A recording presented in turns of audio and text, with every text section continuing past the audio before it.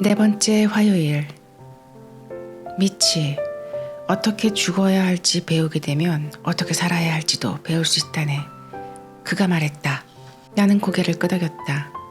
다시 말하면 일단 죽는 법을 배우게 되면 사는 법도 배우게 되지. 그는 미소 지었고 난 선생님이 왜 이렇게 말하는지 깨달았다.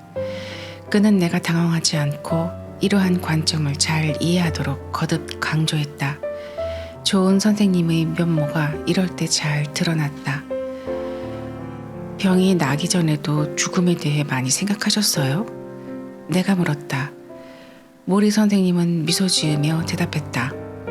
아니, 나도 다른 사람들과 똑같았어. 언젠가 한 번은 너무나 자신감이 넘친 나머지 친구에게 난 지금껏 자네가 만나본 노인 중 가장 건강한 노인이 될 거야 라고 말한 적도 있다네. 몇 살 때였는데요? 60대쯤 되었을 거야. 굉장히 낙관적이셨군요. 왜 안 그렇겠나.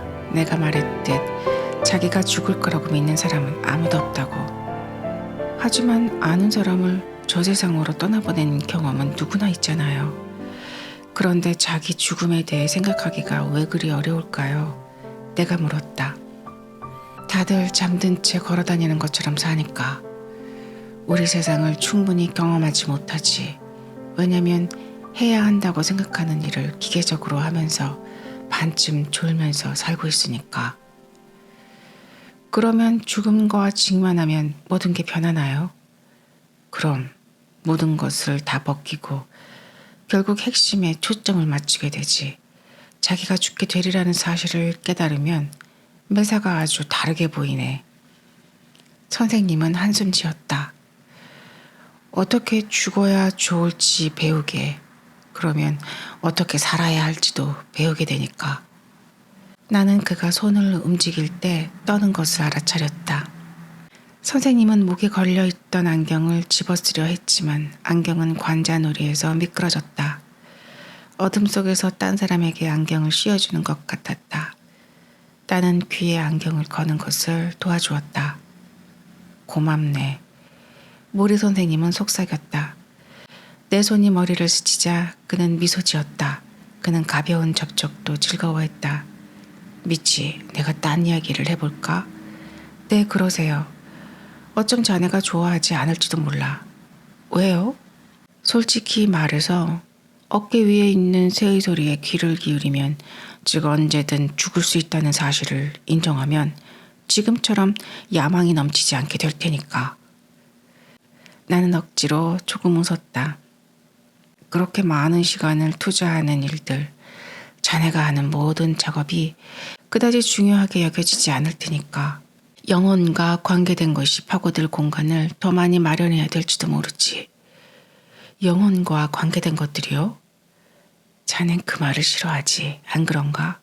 영혼, 감상적인 말이라고 생각하지. 글쎄요. 선생님은 윙크를 하려 했지만 제대로 되질 않았다. 나는 쿡 하고 웃음을 터뜨렸다. 그도 따라 웃으며 말했다. 미치, 나도 영혼을 개발하는 것이 진짜 무엇을 의미하는지 모른다네. 하지만 우리가 어떤 면에서 참 부족하다는 점은 잘 알고 있지. 우린 물질적인 것에 지나치게 관계되어 있으면서도 거기서조차 만족을 얻지 못하네. 사랑하는 관계, 우리를 둘러싼 우주, 우린 그런 것을 너무 당연하게 받아들인다고. 그는 해가 되는 창을 고개로 가리켰다. 저거 보이나? 전에는 저 밖으로 나갈 수 있지. 언제든 밖으로 나갈 수 있어. 이 동네에서 저 동네로 마구 달려갈 수 있어. 나는 그러지 못하네. 나갈 수 없어. 물론 달리는 것은 더더욱 불가능하네. 밖으로 나가면 병이 심해질까 두렵지. 하지만 자네 아나? 자네보다 내가 저 창을 더 제대로 감상한다는 것을. 창을 제대로 감상해요? 그래. 매일 저 창 밖을 내다보지. 나무가 어떻게 변하는지, 바람이 얼마나 강해졌는지도 알아차린다네. 그것은 시간이 창틀을 지나는 것을 아는 것과 비슷하지. 내 시간이 거의 끝났음을 알기에 처음으로 자연을 보는 것처럼 그렇게 자연에 마음이 끌린다네. 그가 말을 멈추었고 우리는 잠시 창밖을 내다보았다. 나는 선생님이 보는 대로 보려고 노력했다. 시간과 계절을, 내 삶이 천천히 지나가는 것을 보려고 애썼다. 모리 선생님은 머리를 살짝 숙이며 어깨 쪽으로 돌렸다. 오늘이 그날이야. 작은 새야? 오늘이냐? 선생님이 물었다. 5번째 화요일, 9월 첫째 주, 학생들이 개학하는 주일, 내 노은사의 생애 중 35번째 가을 만에 처음으로 캠퍼스에서 그를 기다리는 학생들이 없었다. 보스턴에는 학생들이 밀려들어 길마다 이중 주차가 되어 있고 짐을 내리는 트럭들이 많았다. 그리고 여기 서재에 모리 선생님이 있었다. 풋볼 선수가 은퇴해서 첫 일요일을 집에서 텔레비전을 보면서 난 아직도 경기를 할 수 있는데 라고 생각하는 것처럼 선생님이 집에 있는 것도 뭔가 잘못된 것 같았다. 나는 그런 선수들을 만나면서 경기 시즌이 되면 그들을 가만 놔두는 것이 최선임을 배웠다. 선생님께 아무 말도 하지 말자.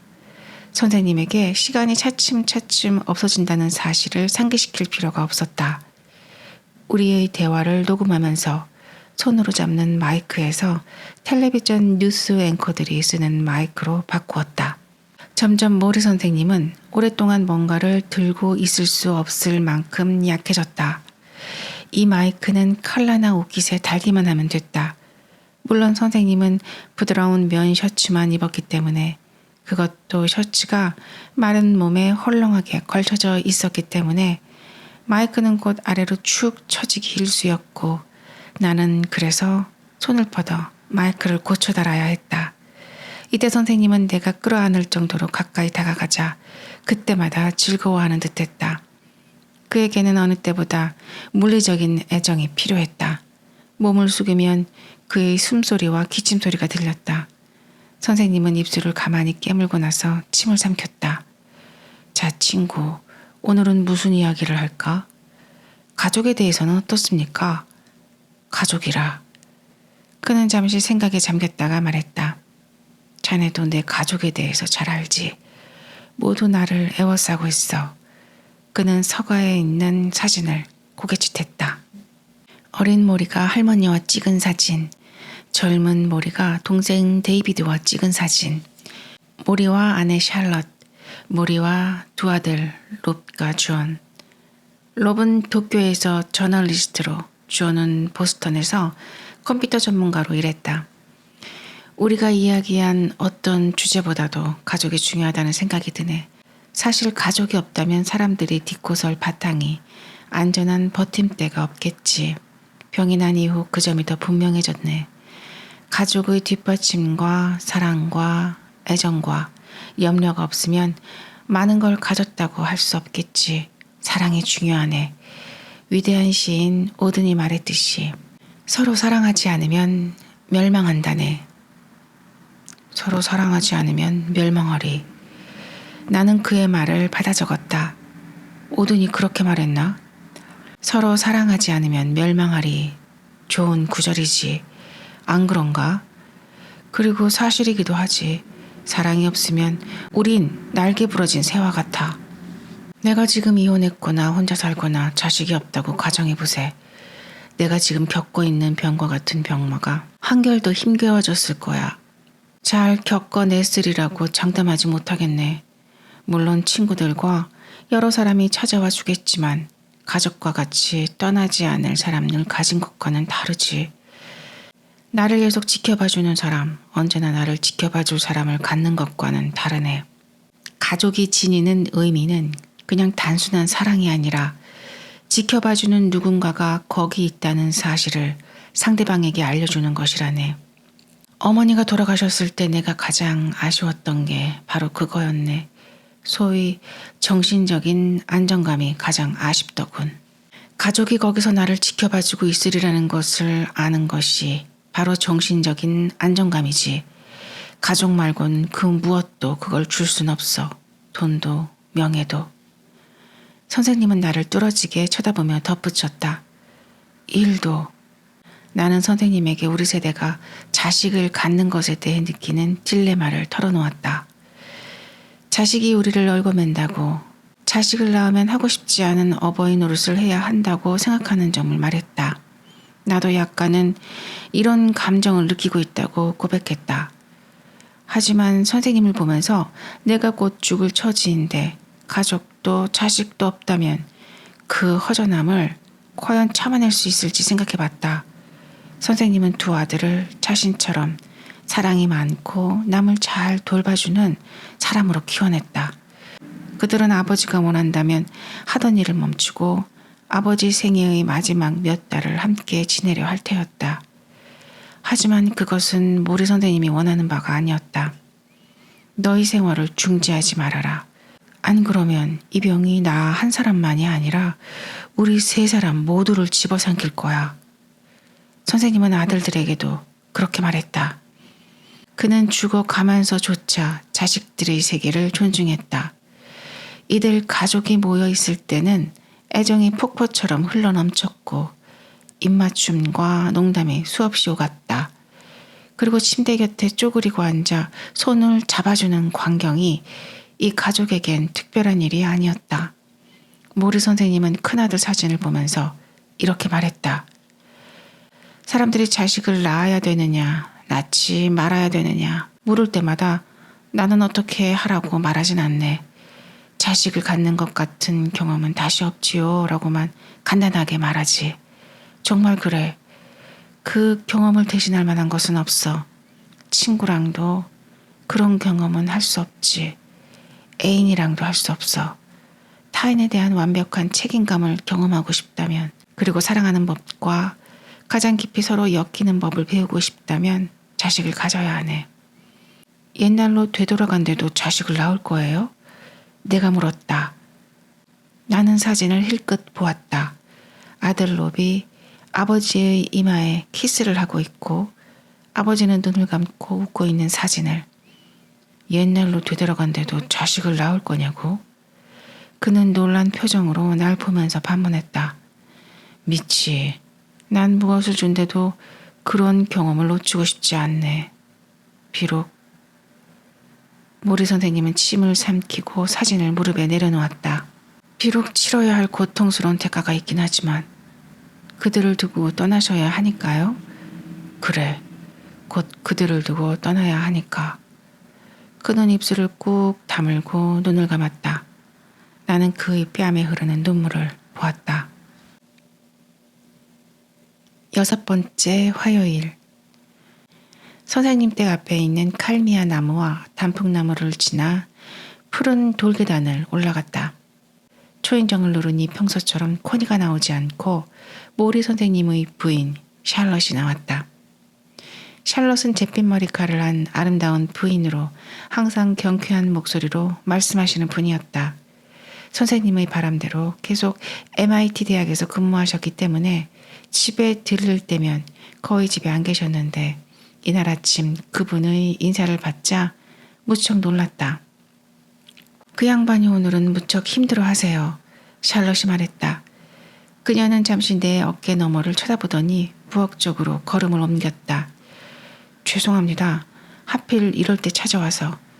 나는 미안한 표정으로 말했다. 그러자 샬럿은 재빨리 대답했다. 아니에요. 그이가 미치를 만나면 무척 좋아할 거예요. 분명히.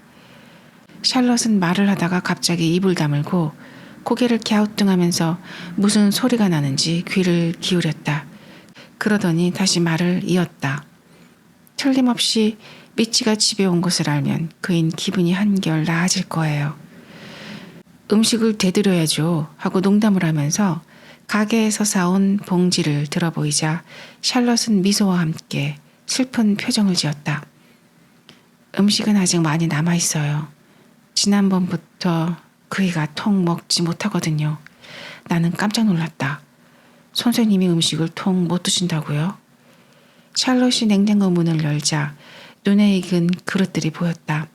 닭고기 샐러드, 파스타, 야채, 호박 요리 모두 내가 선생님께 드리려고 사왔던 음식들이었다. 샬럿이 냉동실 문을 열자 거기에는 더 많은 음식들이 들어있었다. 그인 이제 이런 음식을 못 먹게 돼요. 삼킬 수가 없거든요. 유동식만 먹어야 한대요. 하지만 선생님은 그런 말씀 안 하시던데요. 샬럿은 미소 지었다. 미치의 마음을 상하게 하고 싶지 않아서 말하지 않았겠죠.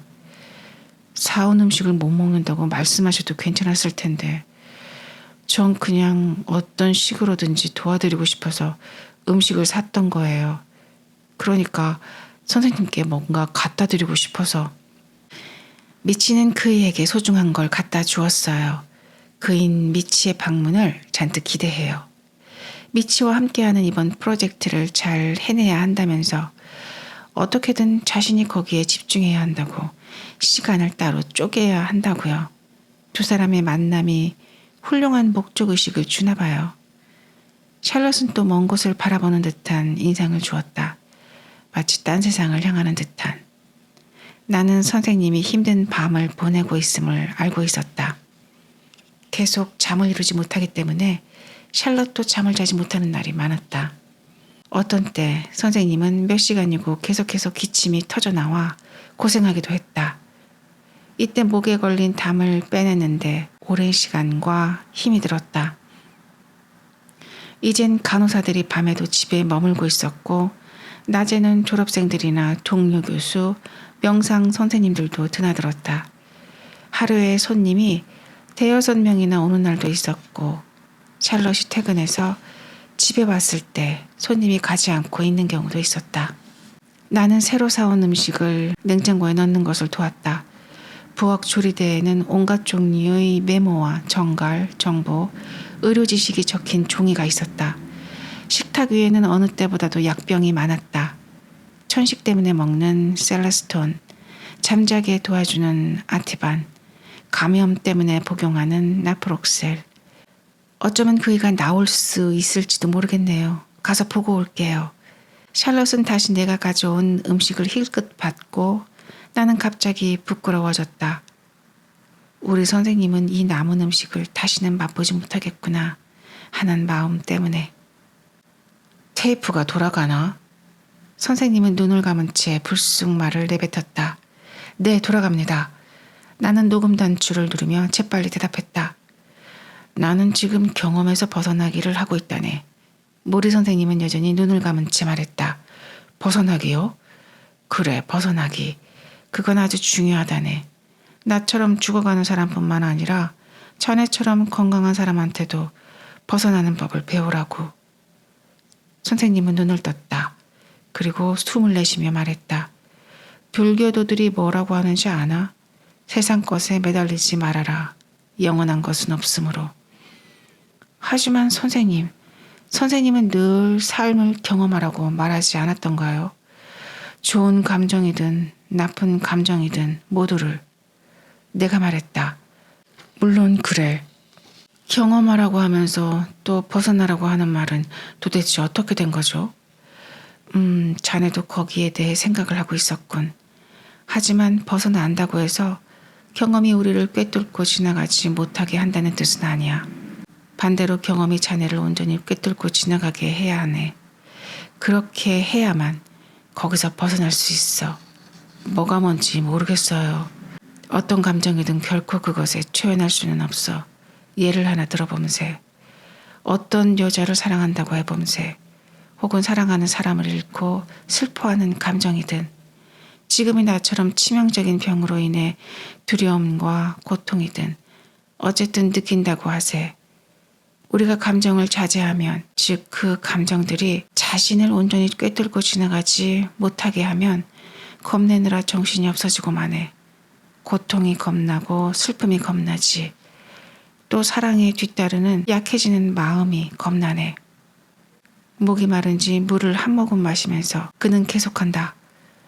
하지만 이런 감정들에 온전히 자신을 던지면, 그래서 스스로 그 안에 빠져들도록 내버려두면, 그래서 온몸이 쑥 빠져들어가 버리면 그때는 온전하게 그 감정들을 경험할 수 있네. 고통이 뭔지 알게 되지. 사랑이 뭔지 알게 되지. 슬픔이 뭔지 알게 되네. 그럼 그때서야 이렇게 말할 수 있지. 좋아. 난 지금껏 그 감정을 충분히 경험했어. 이젠 그 감정을 너무나 잘 알아. 그럼 이젠 잠시 그 감정에서 벗어날 필요가 있겠군 라고 말이야. 모리 선생님은 말을 멈추고 나를 건너다 보았다. 아마 내가 제대로 알아들었나 확인하기 위해서였을 것이다. 이 이야기가 죽어가는 것하고만 상관이 있는 이야기라고 생각하게 되지. 하지만 내가 지금껏 얘기해온 것과 비슷한 이야기야. 어떻게 죽어야 할지 배우게 되면 어떻게 살아야 할지도 깨닫게 되지. 선생님은 가장 두려운 순간에 대해서 말했다. 숨을 들이쉬다가 가슴이 탁 막혀버리는 느낌을 맛볼 때, 혹은 다음 숨이 어디서 나올지 확신할 수 없을 때가 가장 무섭다고 했다. 그럴 때 처음 느껴지는 감정은 두려움, 공포, 초조함이라고 했다. 하지만 일단 이런 느낌과 감촉, 그 축축함과 오싹함이 머리에 확 솟아오름을 인식하고 난 후에 좋아, 그래 겁난다 겁나. 알았으니까 이제 여기서 빠져나가자고 라고 말할 수 있다고 했다. 일상생활에서도 이런 태도가 필요하다는 생각이 들었다. 우리는 얼마나 외로운가. 어떤 때는 눈물이 날 정도로 쓸쓸하지만 울어선 안 되기 때문에 눈물을 흘리지 않는다. 혹은 상대에게 사랑이 솟아남을 느끼면서도 그렇게 말하면 관계가 변할까봐 두려워서 입을 꼭 다물어 버린다. 모리 선생님의 접근법은 완전히 반대였다. 수도꼭지를 틀어놓고 감정으로 세수를 한다. 그렇게 하면 마음이 상하지 않는다. 도움이 되면 도움이 됐지. 두려움이 안으로 들어오게 내버려두면 그것을 늘 입는 셔츠처럼 입어버리면 그러면 자신에게 이렇게 말할 수 있다. 좋아. 이건 그냥 두려움이야. 요놈이 날 좌지우지하게 내버려둘 필요는 없어. 요놈의 감정을 있는 그대로 보자고. 외로움에 대해서도 마찬가지다. 감정을 풀어놓고 눈물을 흘리고 충분히 느껴라. 그러면 결국 이렇게 말할 수 있게 된다. 좋아.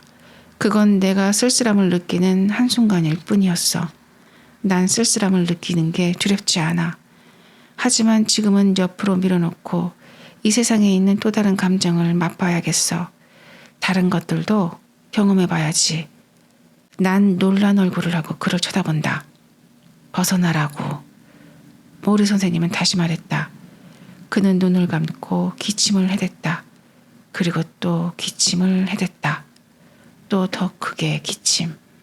갑자기 가슴이 막히면서 폐에 우열 증상이 생겨 위로 올라오다가 떨어지면서 숨을 쉬지 못하게 하는 듯했다.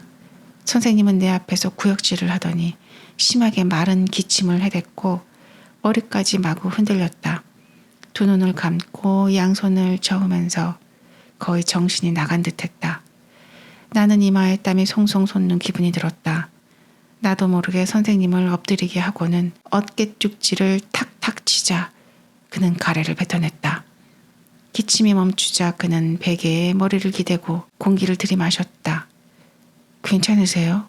정말 괜찮으신 거죠? 나는 공포심을 감추려 애쓰며 물었다. 난 괜찮아. 그저 잠시 기다려주게. 선생님은 힘없이 손가락을 흔들며 소곤댔다. 그의 호흡이 정상으로 돌아올 때까지 우리는 가만히 앉아 기다렸다. 머리통에서 땀이 솟는 기분이었다. 선생님은 내게 바람이 들어와 추우니 창문을 닫아달라고 했다. 나는 바깥 기온이 27도나 된다는 사실을 말하지 않았다. 마침내 속삭이는 소리로 선생님은 말했다. 내가 어떻게 죽고 싶은지 아나? 나는 침묵하며 기다렸다. 평온하게 죽고 싶네. 평화롭게. 방금처럼 그렇게는 아니야. 벗어나기가 힘을 발휘할 때는 바로 이때야. 방금처럼 기침을 해대다가 죽는다면 난 그 두려움에서 벗어날 필요가 있어. 그럴 때 지금 이 순간 나는 이 두려움에서 벗어나야 한다고 말할 필요가 있지. 근심스런 내 얼굴을 보며 선생님은 말을 이어나갔다. 공포 속에서 세상을 떠나고 싶지 않아. 무슨 일이 일어나는지 알고 받아들이고 평화로운 곳에 이르고 노연하고 싶네. 이해가 되나? 나는 고개를 끄덕였다. 하지만 아직은 노연하지 마세요. 나는 재빨리 덧붙였다. 선생님은 억지로 웃었다. 그래, 아직은 안 되지. 아직 우리에겐 해야 할 일이 남아있으니까.